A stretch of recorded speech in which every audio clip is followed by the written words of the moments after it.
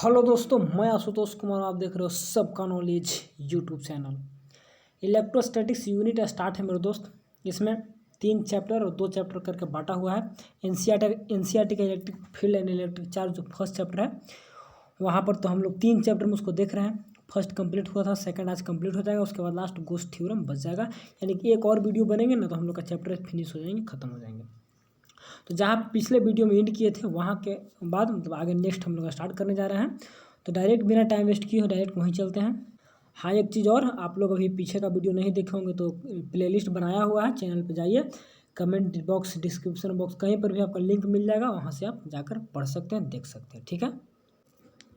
तो कल हमने देखा था इलेक्ट्रिक फील्ड इंटेंसिटी का जो एक्सप्रेशन था इलेक्ट्रिक फील्ड डाइपोल के कारण, मतलब इलेक्ट्रिक डाइपोल के कारण हम लोग देखे थे कि एक्सिस पे रख देंगे तो क्या होगा, इक्वेटोरियल पे रख देंगे तो उसका डेरिवेशन क्या होगा, या किसी भी पॉइंट पे रख देते हैं कोई भी चार्ज तो इलेक्ट्रिक डाइपोल के कारण क्या क्या फार्मूला, उसका एक्सप्रेशन, डेरिवेशन आएंगे। तो हम लोग सब देखे थे, यानी कि 3 बेहद ही खास डेरिवेशन कल देखे थे।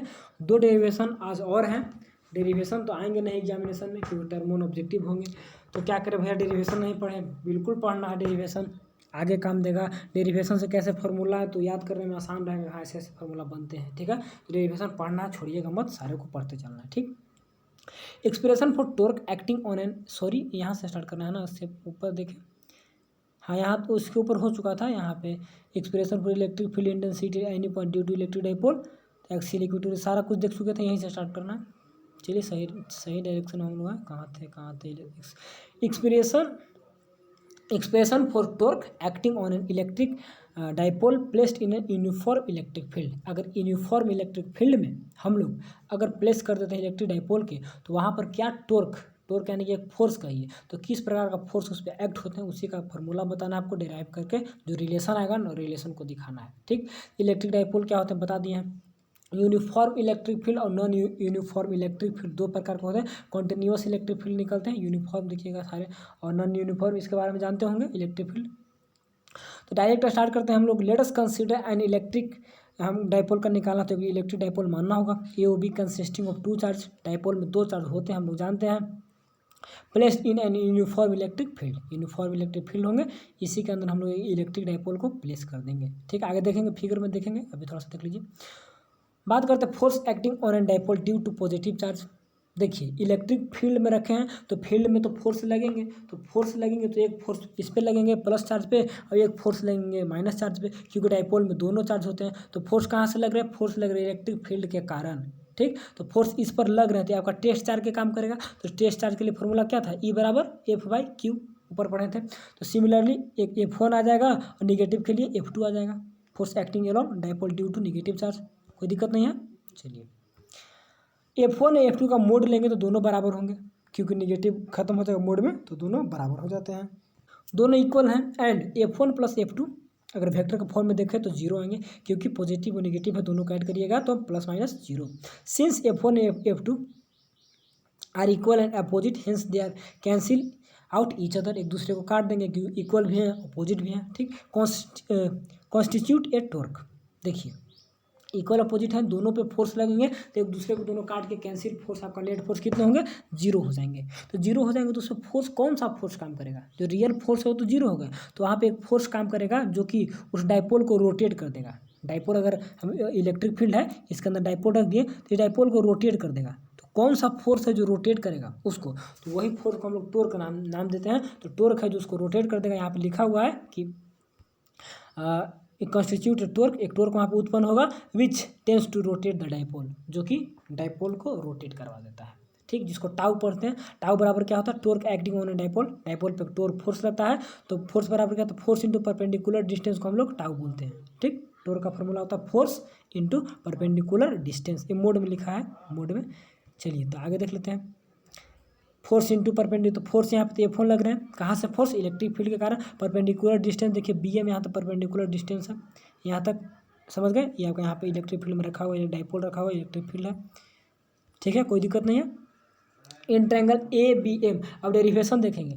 टाउ तो जान गए, टाउ जो टॉर्क है, तो परपेंडिकुलर डिस्टेंस इंटू फोर्स बराबर टाउ। ठीक। तो अब देखेंगे कैसे इसका डेरिवेशन आता है। देखिए ट्रायंगल ABM, देखिए A यहाँ पर है, B यहाँ पर, M यहाँ पर, इस ट्रायंगल में पाइथागोरस थ्योरम लगाएंगे और निकाल लेंगे। तो हम लोग थीटा दिया हुआ है ना, तो साइन थीटा निकालेंगे। क्योंकि साइन बराबर क्या होता है पी बाई एच, तो पी यानी कि परपेंडिकुलर, बी एम निकालना है, एच आपको देखिए यहाँ पर दिया हुआ है, एच का वैल्यू 12 दिया हुआ है, जिसका वैल्यू दिया हो तो निकालने में आसानी होगा, इसलिए साइन थीटा लेंगे। ठीक है, और बी एम क्यों, क्योंकि परपेंडिकुलर डिस्टेंस हम लोग का जरूरी है, तो बी एम हो गया, और 12 का वैल्यू दिया इसलिए साइन थीटा लिए, कोस थीटा मत लीजिएगा। कोस थीटा लीजिएगा तो क्या होता है P by H, B by H, तो बी, तो बेस में क्या लीजिएगा, बेस में ए एम का हम लोग का आवश्यकता है नहीं, हम लोग का परपेंडिकुलर डिस्टेंस चाहिए। ठीक है, इसीलिए हम लोग बी एम लेंगे, साइन थीटा लेंगे, तो साइन थीटा बराबर बी एम बटा में एम पी बाई एच, तो बी एम बटा में 12 दे दिया, तो बी एम बराबर यानी कि जो परपेंडिकुलर डिस्टेंस है उसके बराबर क्या होंगे 12 साइन थीटा निकल गए। तो टाउ बराबर क्या होते हैं, टाउ बराबर होते हैं फोर्स इंटू परपेंडिकुलर डिस्टेंस, तो फोर्स आपका यहाँ पे कैसा है क्यू ई फोर्स आ गया, perpendicular distance 12 sine theta. Q E force कहाँ से आ गया, क्योंकि फोर्स हम लोग मॉडुलस में लेंगे ना, तो एक निगेटिव के लिए एक पॉजिटिव के लिए, तो दोनों के लिए क्यू ई होगा। ऊपर फोर्स देखे थे यहाँ पर, भूल गए होंगे तो रिकॉल करवा दे रहे हैं। फोर्स आपका देखिए दोनों फोर्स बराबर है, तो दोनों के बराबर हम क्यू ई लिख सकते हैं। मोड में लेना है तो मोड में लेना है तो निगेटिव रहेंगे नहीं, तो आपका फोर्स आ गया, एक सेकंड आपका फोर्स हो गया, और परपेंडिकुलर डिस्टेंस निकाल लिया हम लोग दोनों के बीच में। परपेंडिकुलर डिस्टेंस कहाँ से निकालिए, यहाँ से परपेंडिकुलर डिस्टेंस निकालिए। ठीक है ना, तो परपेंडिकुलर डिस्टेंस इस पर फोर्स जो लग रहे थे, तो आगे देख लेते हैं थोड़ा सा, एक सेकंड। ठीक है, तो किससे परपेंडिकुलर डिस्टेंस, तो परपेंडिकुलर डिस्टेंस इलेक्ट्रिक फील्ड है ना, यहाँ से लेके यहाँ तक परपेंडिकुलर डिस्टेंस, कोई दिक्कत नहीं है। चलिए यहाँ पर उसी को लिखा हुआ है, तो आगे देख लेते हैं हम लोग। क्यू ई तो फोर्स निकल गया, ये आपका डिस्टेंस हो गया, तो टाउ बराबर देखिए क्यू इंटू 12 बराबर हम लोग क्या पढ़े हैं, हम लोग पढ़े हैं ना मोमेंट्स, क्या बोलते हैं इसका क्या बोलते हैं इलेक्ट्रिक फील्ड, एक सेकंड, डाइपोल मोमेंट पी बराबर क्या होता है क्यू इंटू 12, डाइपोल मोमेंट यहाँ पे लिख सकते हैं हमको, यहाँ पे इसको तोड़ दीजिएगा, और ई साइन थीटा अलग निकाल देंगे, तो पी क्रॉस ई, देखिए यहाँ पे हम पी लिख दिए, और पी क्रॉस ई, तो पी साइन थीटा, तो साइन थीटा हटेगा तो कोस यहाँ पे लग जाते हैं, तो पी साइन थीटा या पी क्रॉस ई आपका रिक्वायर्ड एक्सप्रेशन किसके लिए होता है, टाउ, जो जितना फोर्स लग रहा है किसमें, इलेक्ट्रिक डाइपोल को अगर हम प्लेस करते हैं किसी भी यूनिफॉर्म इलेक्ट्रिक फील्ड में, तो यही आपका डेरिवेशन याद नहीं रखिएगा तो फार्मूला याद रखिएगा, टाउ बराबर पी क्रॉस ई या फिर पी साइन थीटा, कोई दिक्कत नहीं है। आगे देखें एक और देखिए यहाँ पे साइन थीटा था इसलिए क्रॉस आया, कोस थीटा डॉट आ रहा, तो यहाँ पे दिक्कत आपको नहीं होना चाहिए, ठीक है ना, क्योंकि साइन थीटा थे तो इसलिए क्रॉस आ गए हैं, यहाँ पे ध्यान दीजिएगा साइन थीटा के कारण क्रॉस आया है। ठीक है, देखिए इलेक्ट्रोस्टैटिक्स में केवल डेरिवेशन है, स्टार्टिंग में बताए थे, शुरू में थ्योरी पढ़े होंगे अच्छा लगा हुआ, लेकिन आगे चल के केवल डेरिवेशन है। ये जब सब्जेक्टिव एग्जाम होते थे ना, तो बहुत सारे डेरिवेशन इससे बनाने पड़ते थे, तो बहुत स्टूडेंट को डिफिकल्ट होता था, हम लोग को भी, लेकिन हम लोग समय भी कर दिया था, क्या बोलते हैं, पढ़े तो थे सब्जेक्टिव, लेकिन ऑब्जेक्टिव कर दिया था तो हम लोग को भी आसान हो गया था, नहीं तो बहुत दिक्कत होता है मेरे दोस्त इसमें, हर एक डेरिवेशन को बनाना, पढ़ना, याद करना। खैर आप लोग का किस्मत अच्छा है कि नहीं है। चलिए एक और डेरिवेशन बहुत ही सिंपल सा, इसको भी देख लेते हैं। Expression for potential energy store in an electric dipole, जो अभी इलेक्ट्रिक डाइपोल हम लोग देखे, जो यहाँ पे इसका मूवमेंट हुआ, तो मूवमेंट होने के कारण उसके अंदर कुछ एनर्जी स्टोर हो जाते हैं। जो इलेक्ट्रिक फील्ड में हम लोग डाइपोल रखे, तो कुछ भी मूवमेंट हुआ, यहाँ से इधर घुमा, किधर भी घुमा, तो हम देख लेते हैं यार कितना घूम सकता है, कितना, कोई भी है तो 90 डिग्री घूमेगा, तो आखिरकार देख लेते हैं कि 90 डिग्री घूमने के कारण, या ऐसे रखा हो तो ऐसे घूमेगा, तो कितना उसमें एनर्जी स्टोर हुए, क्योंकि काम करते हैं तो काम करने के साथ क्या वर्क डन होता है, तो एनर्जी उसमें स्टोर होते हैं।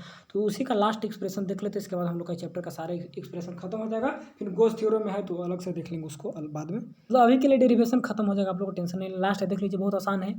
देखिए torque acting on an electric dipole is placed in uniform electric field is given by tau बराबर पी साइन थीटा। अभी हम लोग इसका एक्सप्रेशन देख लेते हैं। Amount of work to rotate the dipole by an angle theta. चलिए मानते हैं कि इस डाइपोल को थोड़ा सा स्मॉल डी मतलब डी थीटा, थोड़ा सा एंगल उसको घुमाया गया, यहाँ पे रखा हो इलेक्ट्रिक फील्ड में, यहाँ पे रखा था, तो हम लोग स्मॉल एंगल यहाँ पे ऐसे घूम गया, यहाँ से लेके घूम के ये देखिए इधर आके यहाँ पे आपको ऐसे बन गया, ठीक, छोटा सा थीटा घूमा, तो मानते हैं स्मॉल थीटा, देखिए क्लियर फिगर बनाते हैं। देखिए इलेक्ट्रिक फील्ड था, ठीक है, इसमें रखा हुआ था आपका जो भी क्या बोलते हैं डाइपोल, तो इसको हम लोग थोड़ा सा रोटेट कर दिए, यहाँ पे इसको रोटेट करके इधर ले आए, तो यहाँ पे बन गया न्यू वाला, यहाँ पे बन गया, तो समझिए स्मॉल थीटा हम लोग घुमाए, थोड़ा सा घुमाए, तो थोड़ा सा घुमाने के कारण उसमें वर्क डन कितना होंगे, तो थोड़ा सा घुमाने के कारण थोड़ा सा वर्क डन होगा, यानी कि डी डब्ल्यू स्मॉल में work done, small work done, यानी तो वर्क डन का फॉर्मूला क्या होता है, फोर्स इंटू डिस्टेंस, तो फोर्स और डिस्टेंस में हम लोग छोटा सा लेंगे डी थीटा, यानी कि स्मॉल थीटा, छोटा सा घूमने के कारण, छोटा सा एंगल रोटेट होने के कारण कितना अमाउंट ऑफ मतलब कि वर्क डन हुआ, तो फोर्स इंटू डिस्प्लेसमेंट, तो फोर्स टाउ से डिस्प्लेसमेंट, तो पी साइन थीटा, क्योंकि फोर्स टाउ का क्या होता है पी, तो स्मॉल थीटा लेंगे sine D theta into D theta, sine theta पूरा नहीं लेंगे, मतलब साइन थीटा ले लेंगे लेकिन डी स्मॉल में लेंगे, ठीक है ना, क्योंकि छोटे के लिए।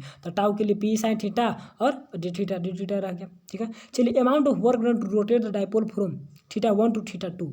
अब मान लीजिए यहाँ पर रखा हुआ था कुछ थीटा से था, अब यहाँ से यहाँ घूमा तो थीटा 1 से थीटा 2 घूम गया, यहाँ पे नया आ गया तो यहाँ पे थीटा 2 हो गए, यहाँ पे थीटा 2 घूम गया, यहाँ पे समझिए कि यहाँ पे थीटा 1 थे, यहाँ पे थीटा 1 जो भी समझिएगा।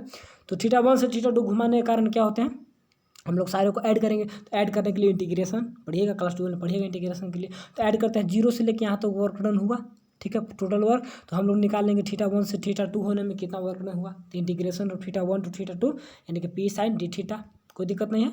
चलिए आगे देख लीजिए। तो 0 से 1 यहाँ पर वर्क डन हम लोग निकालेंगे, 0 से टोटल वर्क, तो पी साइन थीटा।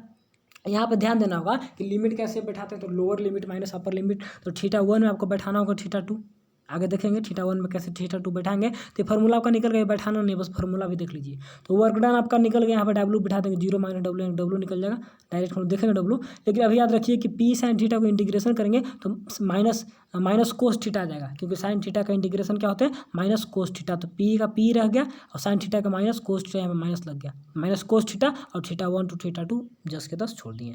अब आगे देखिए, the amount of work done to rotate the dipole from 90 degree theta. अब चलिए थीटा 1 टू थीटा 2 नहीं, हम मानते हैं कि 90 डिग्री से उसको थीटा की ओर घुमाया गया, 90 डिग्री से यहाँ से था, इसमें रखा हुआ था। अब इसको मानते हैं कि इसे होल इसका 90 डिग्री मतलब इतना घूम गया, ठीक है ना, 90 डिग्री से थीटा पे आ गया, ठीक, सपोज करें। तो 90 से थीटा घुमाने के कारण क्या होगा, विल स्टोर है potential energy in dipole is you. अब 90 डिग्री से थीटा तक घुमाने में उसमें पोटेंशियल एनर्जी स्टोर होंगे, जिसको हम लोग यू के नाम से जानते हैं, ठीक, यू यानी कि पोटेंशियल एनर्जी, सॉरी। तो माइनस पी कोस थीटा। अब हम लोग 90 डिग्री से थीटा घुमा रहे हैं, ठीक है, उसको जहाँ पे था वहाँ से हम लोग 90 मान कर थीटा मान लेंगे। तो 90 से थीटा घुमाने के कारण माइनस पी जो फॉर्मूला ऊपर में था, तो यहाँ पे 1 और 2 था, यहाँ पे थीटा 1 से थीटा 2 था, ध्यान दीजिएगा, यहाँ पे थीटा 1 से थीटा 2 था। लेकिन अब हम लोग 90 से लेकर थीटा 2 देखेंगे, ठीक है, या 90 से कुछ थीटा देख लेंगे। तो 90 से थीटा घुमाते हैं तो क्या होंगे, तो आपको फॉर्मूला में बैठा देना है, पी कोस थीटा की जगह upper limit minus lower limit. तो कोस थीटा का कोस थीटा रह गया, और कोस 90 के वैल्यू क्या होते हैं, कोस 90 का वैल्यू क्या 1 ना, तो कोस 90 का वैल्यू 1। तो 1 के कुछ हम लोग नहीं लेंगे, छोड़ देंगे 1 को कि 0, एक सेकंड, 0 ना, सॉरी, कोस 90 का वैल्यू 0, तो खत्म हो गया आपका पी कोस थीटा बच गया। तो यू बराबर minus P dot E, dot क्यों आ गया, क्योंकि कोस के लिए डॉट होते हैं।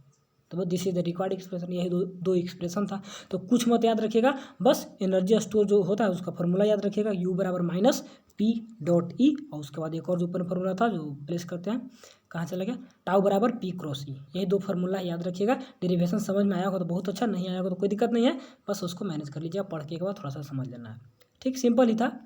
चलिए अब डिस्कशन देख लेते हैं। फार्मूला तो आ गया, एक डिस्कशन बेहद ही खास 1 नंबर में पूछता है कि कब आपका स्टेबल इक्विलिब्रियम होगा और कब आपका अनस्टेबल होंगे। देखिए अगर थीटा हम 0 डिग्री लेते हैं, ठीक, तो माइनस पी कोस, तो कोस 0 डिग्री का वैल्यू क्या होता है, कोस 0 डिग्री का वैल्यू 1 होता है। तो यहाँ पे हम लोग का 1 आ जाएगा, यानी कि माइनस पी बच जाएगा। तो this is the unstable, minus में आ गया तो अनस्टेबल, यही प्लस में आ जाएंगे तो स्टेबल हो जाएंगे। तो थीटा का 180 वैल्यू लेते हैं, तो 180 का वैल्यू कोस 180 का वैल्यू -1, और माइनस फार्मूला में है तो माइनस माइनस क्या हो जाएंगे, प्लस हो जाएंगे, तो प्लस हो जाएंगे तो हमको स्टेबल हो जाएगा।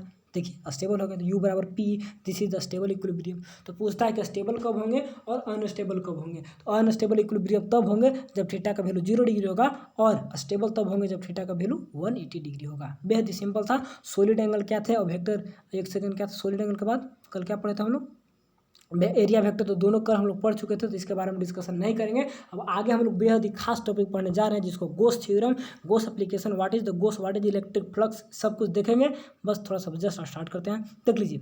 जो भी न्यूमेरिकल था हम बताएं कि चैप्टर खत्म होंगे, पूरा PDF समाप्त होगा, सारा न्यूमेरिकल मैं बनाकर लाइन बाय लाइन एक्सप्लेन करके समझा दूंगा। इसके लिए टेंशन लेना नहीं, बनेगा तो ठीक है, नहीं बनेगा तो बहुत ही अच्छा है, क्योंकि मैं बताने वाला हूँ, सबको एक्सप्लेन करके बता दूंगा, ठीक है।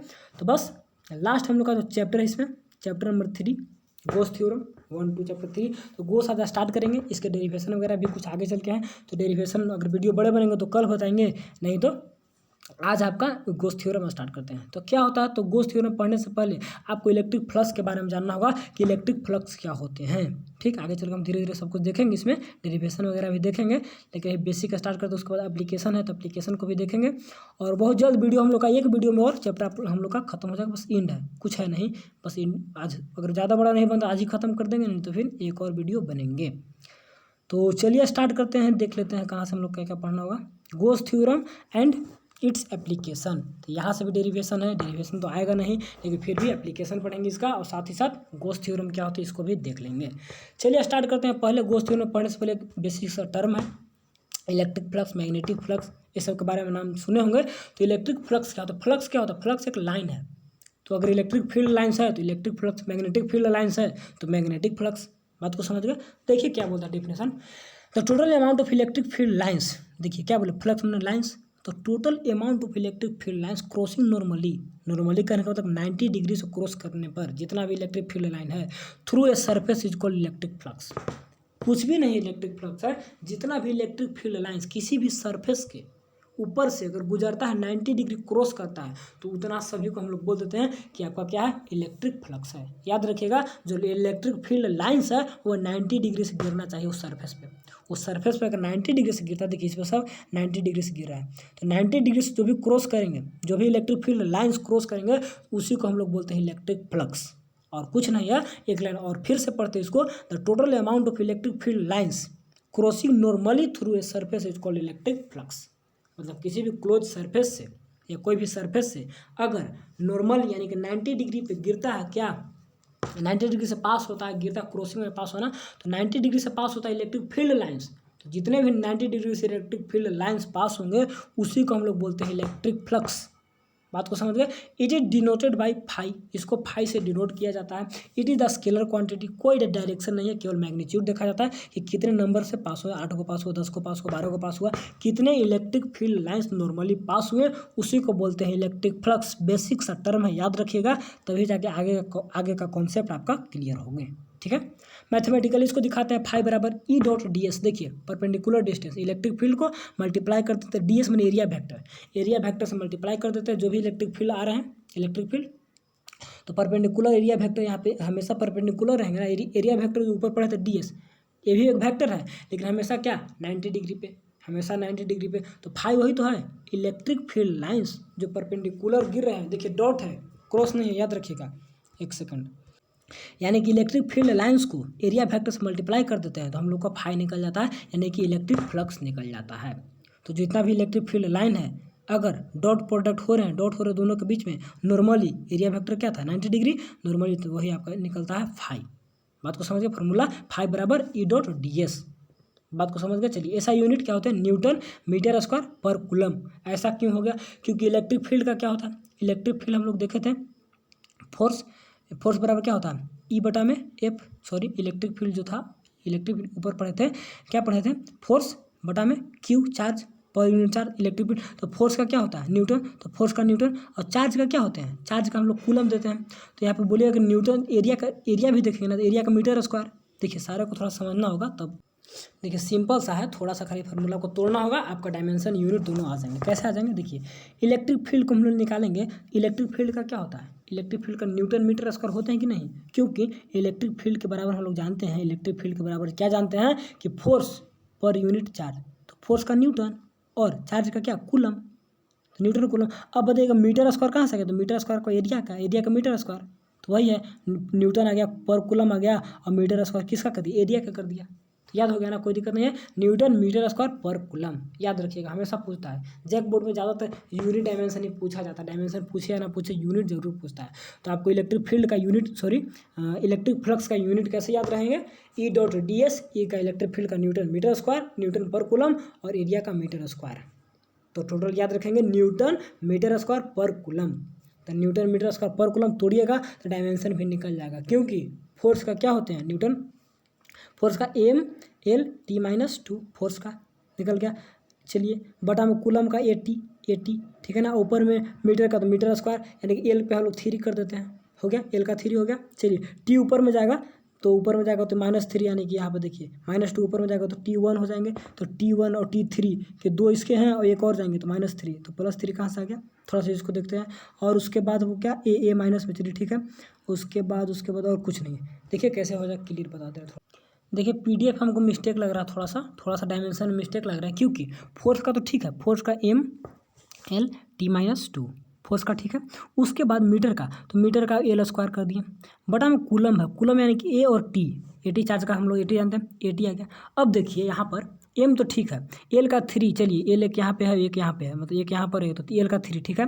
उसके बाद टी का 3, ए का माइनस ऊपर जाएगा तो माइनस, ठीक है। टी का 3 कैसे हो जाएंगे, तो टी यहाँ पे ऊपर में टी -2 है, नीचे में आ जाएगा तो +3, ऊपर जाएंगे तो मिस्टेक हो रहा है, टी का यहाँ पे 1 है, ठीक है, नीचे में 1 है तो ऊपर में जाएंगे तो -3 होना चाहिए, टी का यहाँ पे -3 होना चाहिए, यहाँ पर गलत दिया है, टी का -3 होंगे, ठीक है। यहाँ पे ऊपर जाएगा तो -3, टी का -3 होगा, तब देखिए, ठीक है। एम एल का 3, टी का -3 और ए का -1, यही याद रखिएगा, ये टी का +3 यहाँ पर गलत है, टी का -3 होंगे, ठीक है ना।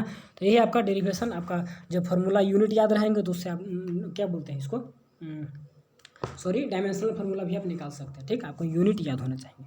तो ये जो ds यानी कि इलेक्ट्रिक फील्ड और एरिया वेक्टर जो लोग को डॉट प्रोडक्ट हम लोग क्या फाई निकल जाता है, और फाई का यूनिट डायमेंशन सब लोग निकालिए।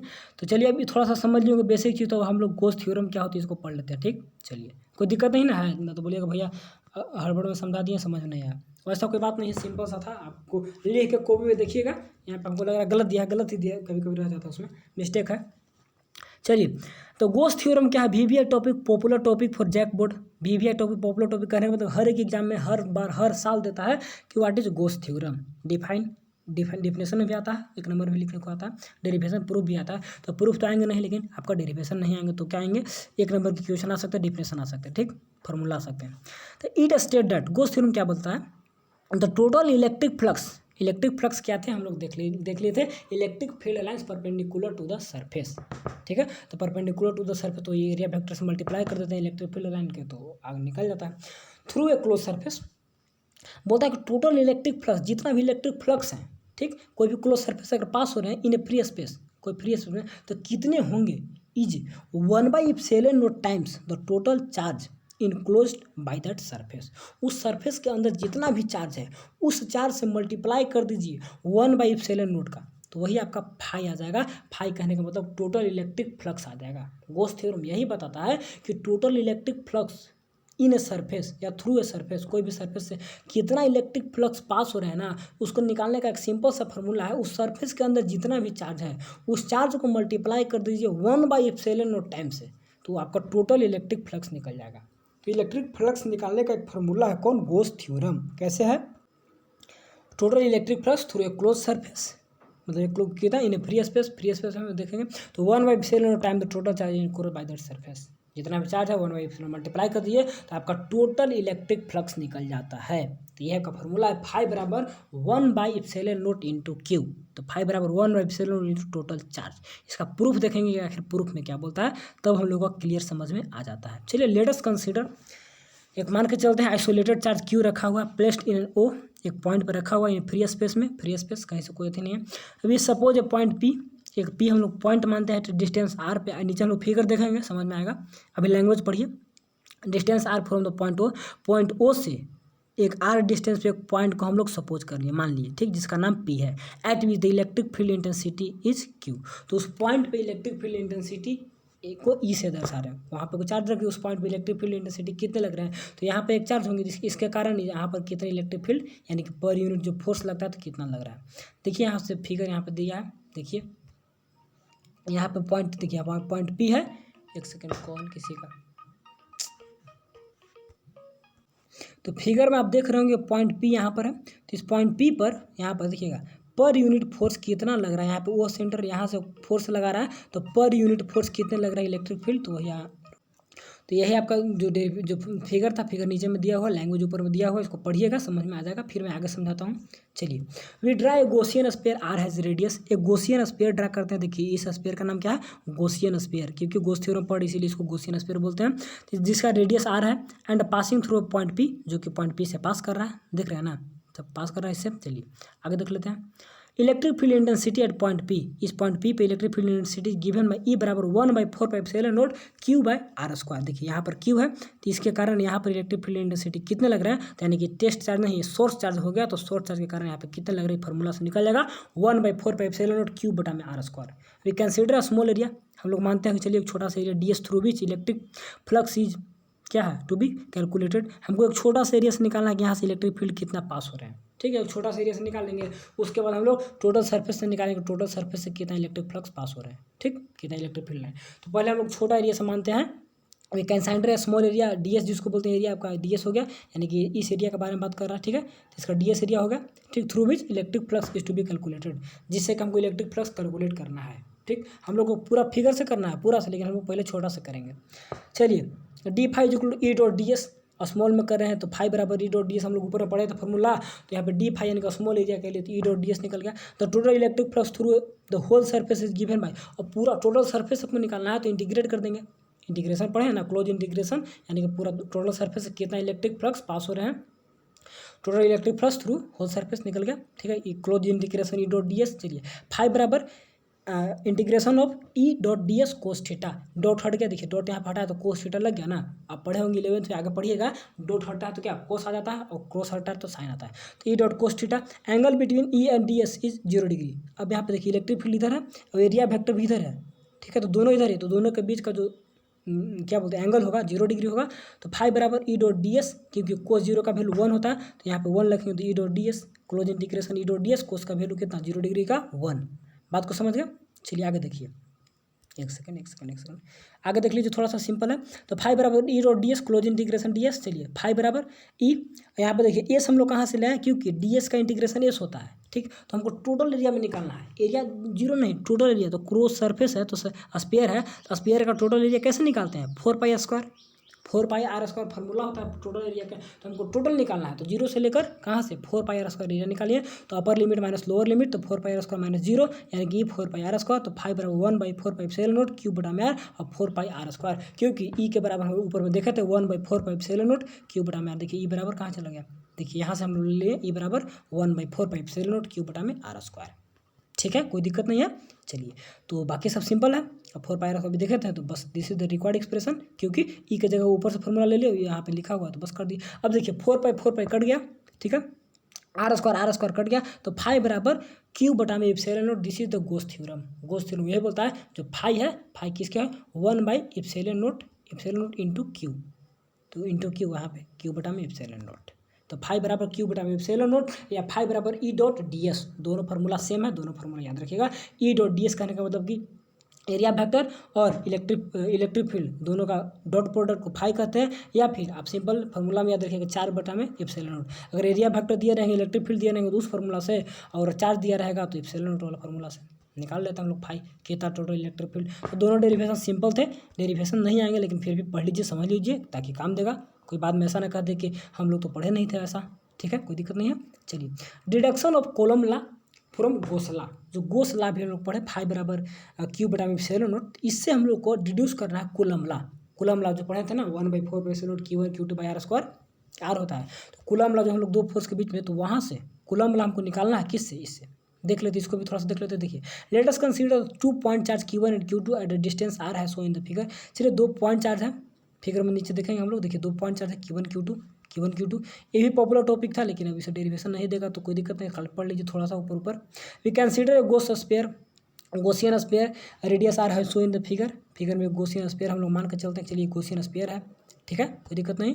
चलिए, now we consider the small area ds through which the electric force is given by, एक स्मॉल एरिया से मानते हैं कितना इलेक्ट्रिक फील्ड जा रहे जो ऊपर देखे थे, तो उसका फॉर्मूला क्या होता है, स्मॉल एरिया के लिए d5 close integration E dot D S बटा में क्यू बटा में एप्सिलॉन नोट, तीनों बराबर है। फाइव का formula close integration E dot D S बोलिए, या फिर क्यू बटा में एप्सिलॉन नोट, तीनों बराबर है, दोनों बराबर, दोनों सेम ही चीज़ है, ठीक है, प्रूफ करके ऊपर हम लोग देखे एक तरह से।